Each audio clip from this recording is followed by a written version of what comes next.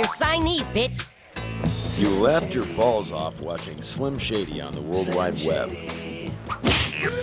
But did you ever wonder how this magic really happens? Word the fuck up, man. No talent, punks. What the fuck am I talking about? This is, I'm doing voiceovers right now. Don't push your fucking luck. That's easy. I just want you kids to play Chutes and Ladders with me. Slim Shady, yeah. Take that, bitch. Motherfucker! Hey, yo, what's cracking, bitch?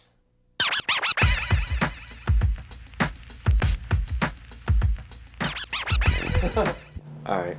It's really about Eminem, and there's a lot of sides to him. What? So we thought it'd be a shame for the world not to see, or at least his fans not to see, because the rest of the world doesn't give a fuck. Yo, Marshall, I'm telling you for the last time, you sweat these bitches like this, they're just gonna play you. MTV came to me and M and said, we think you guys could come up with something. We think you could come up with a show. I have a huge deal. Give me a call. And they had this idea to do this like guilty conscience style thing. What the fuck? We do have this idea we want to do something funny. And they said, well, what is it? And we said, I don't know, we'll get back to you. I'll handle it. Paul and Em had this creative idea, as Paul had said, with characters. Action. Jenny. The idea was to do webisodes, which are 3 to 5 minutes. I know I can save the day. I met with loads of animators, and I met these guys, Gifted Men, through our agent. Yeah. Told you that we won't stop. We are gifted men, and we are gifted men. Disgusting. We basically co-produced the show. We wrote the theme song, do the animation. They had 2 shows that were already on the web. We were just kind of running this chicken shack sweatshop in Hollywood that cranked cartoons out. The back seat of a Cadillac would have been maybe nicer than their first office. They realized they could just take advantage of us, and it worked out for everyone. Gifted Men, though, was actually doing animation and was delivering every week. Produce this, ass fuck. Usually it's fun to do the cartoons.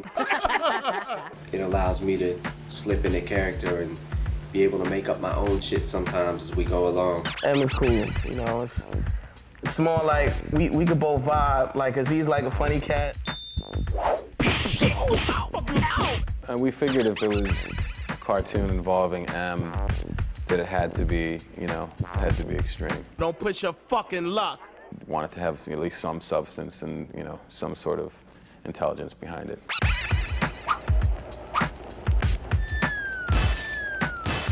We wanted it sort of to be like a dysfunctional Happy Days.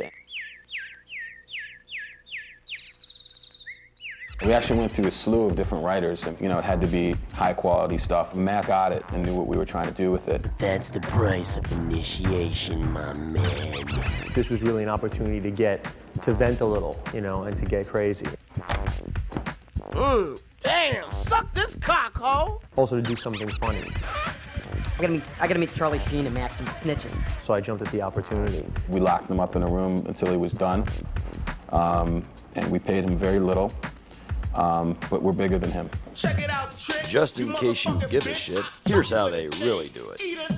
So what about the Beastie Boys part? I don't have a problem with the Beastie Boys part. I just don't want Slim to say that he likes them.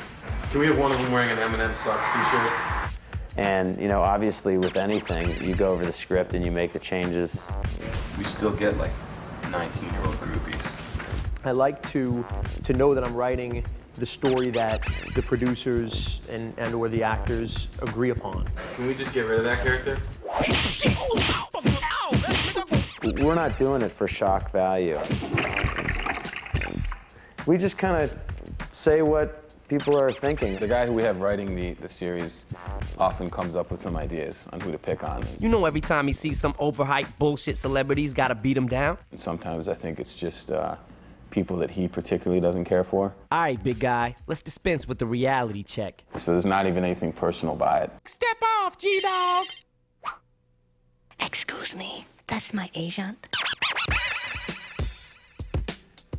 The Big D character is based on just like a school bully, and I don't think it's one school bully in particular. Big D's the kind of guy where you just see him in the street, he sees someone in the street, and will just step to them and give him his peace of mind. Ken Kniff is just, the funny gay character. Kniff is primarily, he's the point guard through which the offense is run for the plot. Susan is just like based on sort of cute alternative chick who dyes her hair purple. You know, Dave is the stoner kid. And Marshall is based on the pre-Eminem days, pre-rapping Marshall Mathers. Usually I do Marshall, I do Slim, I do Ken Kniff. He's adorable. I usually try like a lot of the guests, little guest appearances and shit. I usually try them. If I can't get them, then somebody else will get them. I'm a jack of all trades, master of none. To do the voiceovers, I don't gotta get into character. Like, there's no like little ritual I go through or anything. It's not like I gotta sit there and act myself to do it. You see the line and just run with it. He looks like a narc. Hold on, talk like what's on. He looks like a narc. Call me Screech. I'm new in town. Hey, can you show me where room 203 is? Everybody's always relating something to a movie or a part. I saw you in that movie, The Beach, biatch, and you suck too, motherfucker. I like the D character. Don't ever click the fucking channel, you goddamn bitch. Do that with it. Man, don't ever click when you were doing that one. I do all kind of characters, but as far as, you know, how much they pay.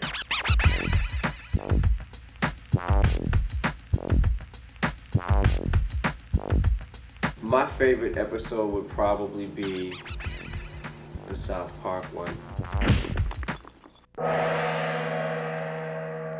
I think all the guys involved are big fans of South Park, and you know, we love the movie and everything like that, but you know, we had to beat the shit out of their characters.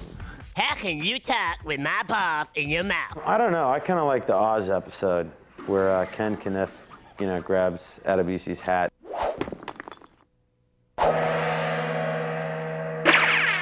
When I beat up Maze. Yeah. Motherfucker, check it out, trick. You motherfucking bitch. I choke you with a chain. Eat a dick. And the Marshall dream sequence is a personal favorite.